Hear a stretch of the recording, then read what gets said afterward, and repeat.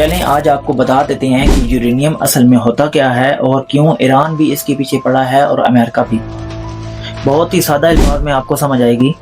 دیکھیں، لوگ سمجھتے ہیں کہ سونا اور ہیرا دنیا کی سب سے قیمتی چیزیں ہیں، لیکن یہ غلط ہے۔ دنیا بھر کے ممالک ایک ایسے پتھر کے پیچھے پاگل ہیں جسے یورینیم کہا جاتا ہے، یعنی اس لیے یہ مرنے کو بھی تیار ہیں اور مارنے کو بھی، اور یہ ساری جنگ اسی چیز کی ہو رہی ہے۔ سچ جو یورینیم ہے وہ ایک قدرتی عنصر ہے، بنیادی طور پر ایک دھات جو زمین اور سمندروں کے اندر ملتی ہے۔ دیکھنے میں یہ بالکل ایک عام سا پتھر لگتا ہے، لیکن اس کے اندر جو طاقت ہے وہ اتنی خطرناک ہے، کچھ بھی کر سکتی ہے۔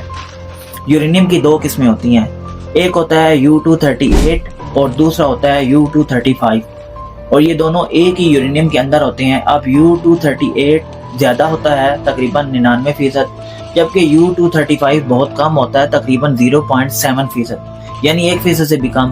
لیکن اصل گیم چینجر یہی U-235 ہے۔ اب انریچمنٹ کیا ہوتی ہے؟ انریچمنٹ یہ ہے کہ U-238 کو کم کرنا اور U-235 کی مقدار کو بڑھاتے جانا۔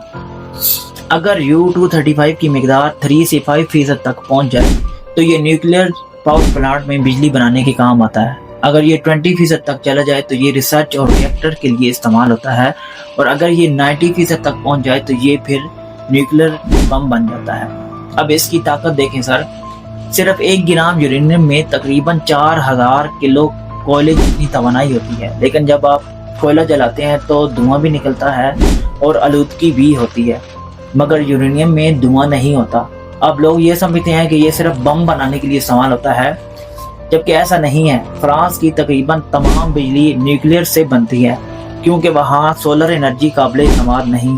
کینسر کے علاج سے لے کر مستقبل کی کئی نئی ٹیکنالوجیز میں یورینیم استعمال ہوتا ہے، مگر انریچمنٹ آسان کام نہیں ہے۔ 0.7% سے 60% تک پہنچنے میں سالوں لگ جاتے ہیں، اربوں روپیہ اور بہت محنت لگتی ہے، مگر ایک بار اگر آپ 60% تک پہنچ گئے تو پھر 90% تک پہنچنا کوئی مشکل کام نہیں ہوتا۔ اس لیے آج پوری دنیا یہ کہہ رہی ہے کہ ایران کی انریچمنٹ 60% تک پہنچ چکی ہے، اور 90% یعنی بم بنانے کی صلاحیت تک پہنچنے میں اسے شاید صرف چند ہفتے یا 1-2 مہینے لگیں۔